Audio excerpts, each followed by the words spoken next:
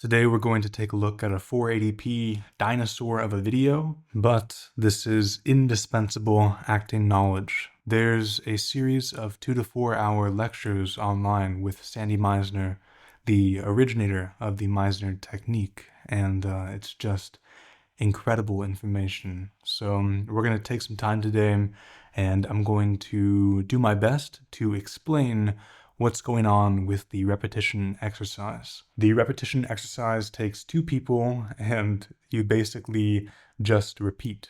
It's in the name, repetition. So how the exercise works is you look at the other person, and you just comment on something that is an undeniable truth that jumps out to you. Generally, in the beginning stages of the repetition exercise, you comment on something physical, like white shirt. So this is something objective, it's a truth, it's undeniable, and it's about the other person. So for example, if this actor were starting the repetition, then he would possibly begin by saying, white shirt. And now this actress is going to repeat what he said back to the other actor. So, for example, white shirt, white shirt, white shirt, white shirt, white shirt, white shirt. And these actors are just going to go back and forth and keep repeating what was just said. So all you have to do as an actor is repeat the last thing you hear. If this actor says white shirt, she hears that, she goes, white shirt. He hears her say, white shirt, white shirt. And if they keep doing this, something organic is going to occur. So for example, white shirt, white shirt, white shirt. And you see there, I just took an in-breath and I went, white shirt. So basically I got a little bored. I'm just saying white shirt to myself. That's not so entertaining. What am I doing in my room? Saying white shirt over and over. I got bored. And now because of that, this actor might notice that shift, that change in my demeanor. He says, okay, you're bored, you're bored, you're bored. And now they're going to keep repeating based on the last thing that was said until something different occurs and they can comment on that. So for example, you're bored, you're bored, you're bored, you're bored. And there I got a little bit more angry because this is kind of annoying having to do this with myself the whole time. So he might say, you're a little agitated, agitated, agitated, agitated, agitated, agitated. And there it's kind of a acceptance of, okay, this is what's happening. And the whole goal here is that you're going to be totally focused on the other person in the exercise. So you, in order to pick up on these subtle shifts in behavior, you got to put your full attention on the other person. And if you put your full attention on the other person, it's going to result in very truthful and honest acting, or lack of acting, because you're not acting at all. You're just being there and you're behaving as we do in real life. We don't plan things. Our attention is on other people, hopefully. So, if you're in a conversation with somebody, you're not meticulously planning what to say. You're tuned in, you're listening, and you're reacting spontaneously. So we're going to go ahead and take a look at some of the actors in this class doing the repetition exercise. You have big teeth. I have big teeth. You have big teeth. I have big teeth. Yes, you have big teeth. So already, this is very early stages of the class, but I believe he missed something. So she went, I have big teeth. Let's take one more look at the first thing she said. I think she was surprised. And he could have said, you're surprised I said that, or you're surprised. I'll play it back so you can see. You have big teeth. I have big teeth. So when the actress heard that, she leaned a little bit forward with her head, and she was like, what? Like she was a little bit, I don't know, not flabbergasted, but she was surprised that he said that. And he didn't comment on that. So ideally, he would be so tuned in that he would comment on this as well. So I'll keep playing and we'll see what Sandy has to say as well. I have big teeth. All right, you have big teeth. All right, I have big teeth. All right, a little bottom. A little bit. Just a little bit. A little bit. Just a little bit. Just a little bit. Just a little bit. Just a little bit. Another thing, I think they mentioned it just here. I just saw that this actress put her hand to her head, and I believe she was a little bit embarrassed. So that's another thing that if you're fully dialed in, you'd be picking up on, and then you'd comment on that. I'll play it back one more time. All right, I have big teeth. All right, a little bottom. A little bit. Just a little bit. A little bit. Yeah, right there. Just a little bit. Just a little bit. Just a little bit. Yeah. What? You look a little embarrassed about the story.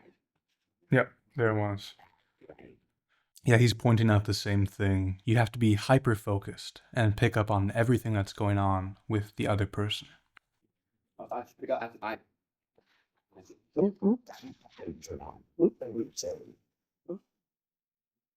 You look tough, Bob. I look tough, Bob. You look tough, Bob. I look tough. You look tough. I look tough. She found that kind of funny. She was laughing a bit. So he could have said, "You're amused. You're amused. You're amused. You're amused." And then like, "Yeah, I'm sure I'm amused." You know, that's kind of the way the repetition goes. You got a kick out of it. Yeah, I got a kick out of Yeah, it. you got a kick out of it. Yeah, I got a kick out Oh, of you it. got a kick out of it. All right, I got a kick out of All it. right, you got a kick out of it. All right, I got a kick out of it. Oh yeah, and he just mentioned you got a kick out of it.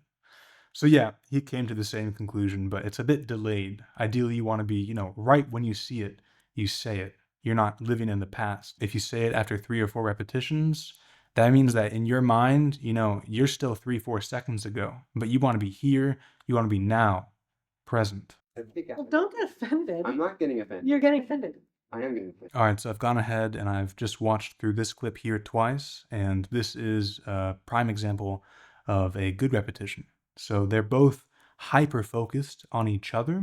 It's interesting what's going on here. It's hard to figure out exactly what they're feeling, but because they're both so focused on each other, spontaneous things are arising. And they're not planning what's going to happen. You're going to watch one person's flustered, one person doesn't know what to say, and they're not planning that. They're not in their actor brain going, "I'm going to be flustered." No, it's just occurring spontaneously because they're not thinking anymore. They're present and they're focused on the other person. And I think that's the core, one of the core lessons from the technique. It's to not act. It's to just be a person with a point of view present in the moment. And that's what we're going to see here.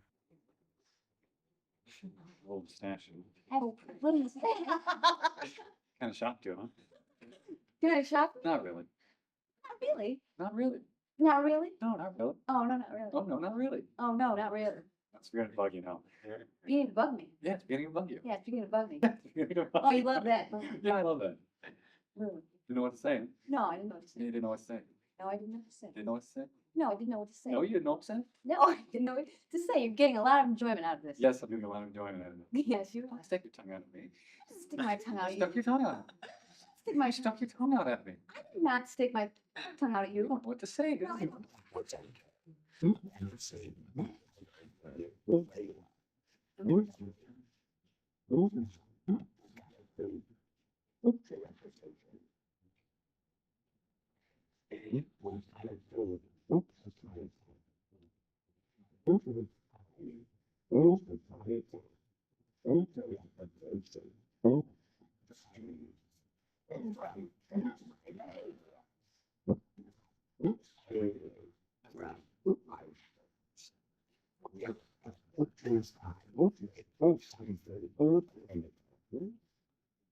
I think Carter's going to win again. I think Carter's going to win.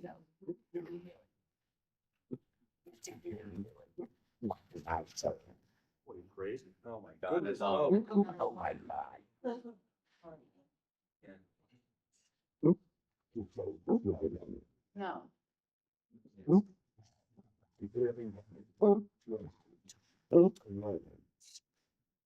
Simpson. I think Carter's going to win again.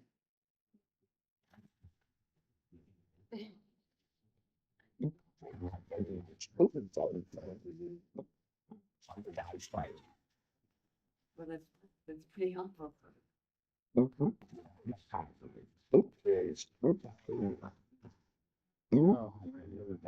So I hope that helps explain a bit of the repetition exercise. It's essentially a really fast way to get out of your head. You can't be in your head because you're so focused on the other person. You know, you can't be acting from your head when 100% of your focus is on what is going on over there with the other person. What is their behavior? How are they feeling? What are they thinking? And you're just commenting on that. And then you very quickly get out of your head and into the present moment. I'm not fully explaining the nuance of every aspect of the exercise, but I hope this sheds some light and gets you a bit closer to understanding some more about the Meisner technique. Thank you for watching.